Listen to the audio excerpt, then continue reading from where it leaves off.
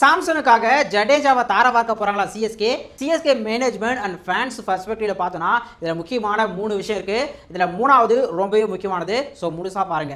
CSK ஆரம்பத்துல இருந்தே சஞ்சு சாம்சனை எடுக்கணுங்கிறதுல ஒரு ஆர்வம் காட்டிட்டு தான் இருக்காங்க.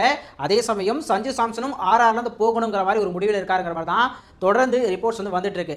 அப்படி இருக்கும்போது சிஎஸ்கே சஞ்சு சாம்சனை ட்ரேடுக்கு கேட்டதாகவும் அதுக்கு ஆர்ஆர் தரப்புல இருந்து ஜடேஜாவையும் சிவம் துபையும் கொடுக்குறேன்னு சொன்ன மாதிரியும் ஆரம்பத்தில் நியூஸ் வந்தது. பட் ஆனால் அதை சிஎஸ்கே ரிஜெக்ட் பண்ணிட்டாங்கிற மாதிரி சொன்னாங்க. இப்போ திரும்பவும் முதல்ல இருந்து ஸ்டார்ட் பண்ணிருக்காங்க. என்ன அப்படின்னா சஞ்சு சாம்சன் சிஎஸ்கேக்கு வர போறாரு. அதுக்கு பதிலாக சிஎஸ்கேல இருந்து ஜடேஜா பிளஸ் சாம்கரன் அல்லது ஜடேஜா பிளஸ் பத்திரானாவை ஆர்ஆர் கேட்கறாங்கன்ற மாதிரியும் ரிப்போர்ட்ஸ் கிரிக் பஸ்ல கொடுத்துட்டே இருக்காங்க. அதுக்கு முன்னாடியே ஜடேஜா கூட டெவால் பிரேவ்ஸையும் அவங்க ட்ரேடு கேட்டாங்க. ஆனா அதை சிஎஸ்கே ரிஜெக்ட் பண்ணிட்டாங்க அப்படிங்கிற மாதிரி சொன்னாங்க. இதுல சிஎஸ்கேக்கு சஞ்சு சாம்சன் தேவை அப்படிங்கிறதா முதல் பாயிண்ட். இதை பொறுத்த வரைக்கும் 50-50 சொல்லலாம். ஏன்னா சஞ்சு சாம்சன் இல்லைனாலும் கூட லாஸ்ட் இயர் சிஎஸ்கே கொஞ்சம் புவர் பர்ஃபார்மன்ஸ் கொடுத்திருந்தாலும் டோர்னமெண்ட் எண்டில் நிறைய ரீப்ளேஸ்மெண்ட் பிளேயர்ஸ் சூப்பரான பர்ஃபார்மன்ஸ் கொடுத்தாங்க.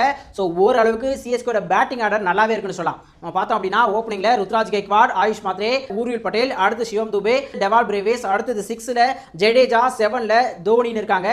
ஸோ ஆக்ஷன்ல கேமரன் கிரில்லாம் வராரு. இந்த மாதிரி ஒரு பிளேயர் கிடைச்சாங்கன்னா பேட்டிங் ஆர்டர் சூப்பரா செட் ஆயிடும். ஸோ சஞ்சு சாம்சனோட நீட் இல்லைன்னு சொல்லலாம். இது ஒரு பக்கம். இன்னொரு பக்கம் பார்த்தோம்னா தல தோனி இன்னும் எத்தனை வருஷம் ஆட போறாருன்னு தெரியாது.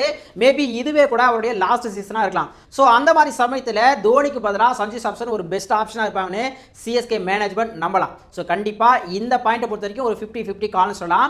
அண்ட் ரெண்டாவது பாயிண்ட் என்னன்னா சாம்சன் சிஎஸ்கேக்கு வராரு ஓகே, பட் அதுக்கு பதிலாக யாரை கொடுக்க போறோம்?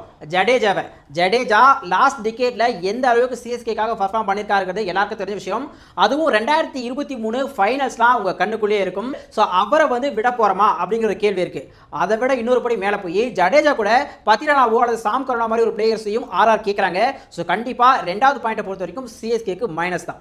அண்ட் மூணாவது பாயிண்ட் ரொம்பவே முக்கியமான ஒரு விஷயம். நமக்கு தெரியும் சிஎஸ்கேங்கிறது வெறும் டீம் மட்டும் கிடையாது, அது ஒரு ஃபேமிலி மாதிரி. ஆடியன்ஸை பொறுத்த வரைக்கும் சிஎஸ்கேங்கிறது ஒரு எமோஷன்.